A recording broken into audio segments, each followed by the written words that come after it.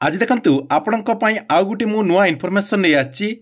आज ठारो जाकि जुक्त 2 रो जो नामलेखा आवेदन प्रक्रिया रहिछि से नामलेखा आवेदन प्रक्रियाटी आरंभ हो जाउछि। ए नै देखंतु नोटिफिकेशन मध्ये जारी करा जाइछि जे केते तारिख रु केते तारिख पर्यंत छात्र छात्री माने आवेदन करि पारिबे। आपणकर जो ऑनलाइन माध्यम रे आवेदन प्रक्रियाटी रहिछि छात्र छात्री माने केते तारिख रु केते तारिख भितरे आवेदन करि पारिबे। ता सहित आवेदन करबा पई कोन सब डॉक्यूमेंट गुडी को लागिबो एवं क्यों प्रोसेस रे से माने आवेदन करि पारिबे से नै देखंतु उच्च माध्यमिक शिक्षा परिषद बोर्ड पक्षरु जाकि गुटे नोटिफिकेशन जारी करा जाइछि जाकि आपनको एठी मो स्क्रीन माध्यम रे देखि दैछि। तबे देखंतु ए जो आपणकर नोटिफिकेशन टी जारी करा जाइछि ए नोटिफिकेशन रे ए नै कोन अपडेट होइछि आज आपमनकु ए वीडियो माध्यम रे पूरा डिटेल जणदेवी। से भिडियोटी को बिना स्किप करके शेष पर्यंत देखंतु। ता पूर्व वीडियो को गोटे लाइक कर दिंतु और जो मैंने चैनल को एजाए सब्सक्राइब करना चैनल को सब्सक्राइब कर दिंतु। हम देखिपे जो आपंकर नोटिफिकेशन टी कौन से नोटिफिकेशन टी ये आपंकर देखो जारी कर प्रथम देखो ये जो आपंकर नोटिफिकेशन रही है नोटिफिकेशन रे केते तारिख रु केते तारिख पर्यंत छात्र छात्री मैंने जहाँकि आपंकर आवेदन करेंगे तार डेट कौन रही। प्रथम रही आपंकर जो डेट टी देखो मुझे देखे दूसरी 24/5/2025 रु जहाँकि आपंकर 2टा PM रु आप जहाँकि आपंकर 30/6 जून 30 तारिख 11:45 राति 11:45 पर्यंत आप जहाँकि samsodisha.gov.in जो पोर्टाल रही से पोर्टाल माध्यम आप जहाँकि आवेदन करेंगे।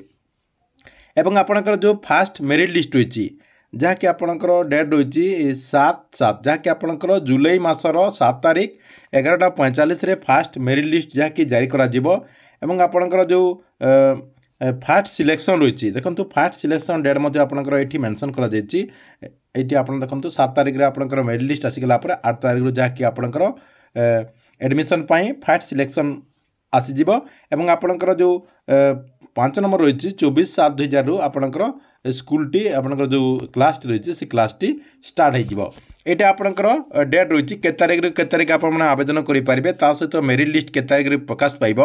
एवं ये देखो आपंकर कौन सब इजिबिलिटी रही कौन सब आपंकर प्रोसेस रही देखो जो मैंने HSC रे एग्जाम रे जहाँकि पास करते से जहाँकि आपंकर यहाँ आवेदन करेंगे। 2 नंबर रही आपंकर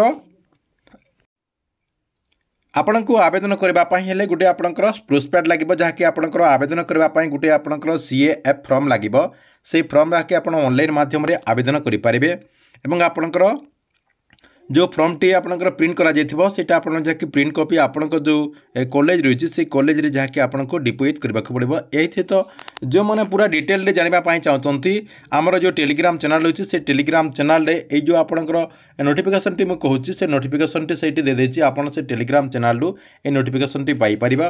ता सहित देखंतु सबुठारु इम्पोर्टेंट कथा होछि जे आपंकर जो जेनेराल कैटेगरी रही सेमानक पई 200 टंका फीज रही जो मैंने आपंकर SC/SC कैटेगरी रही से 100 टंका फीज रही जहाँकि 100 टंका फीज देवाक पड़ो। या सहित आपंकर जो डिसेबिलिटी एवं PWD आपंकर 40% जहाँकि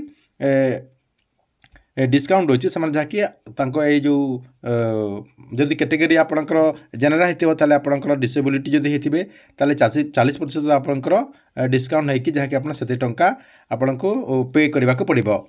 यहाँ आपंकर पूरा फुल प्रोसेस रही ये प्रोसेस रे जहाँकि आप आवेदन करेंगे। ता सहित आवेदन करने कौन प्रोसेस नेक्स्ट वीडियो रे मुझे कहीदेवी जे आप केमिति आवेदन करेंगे।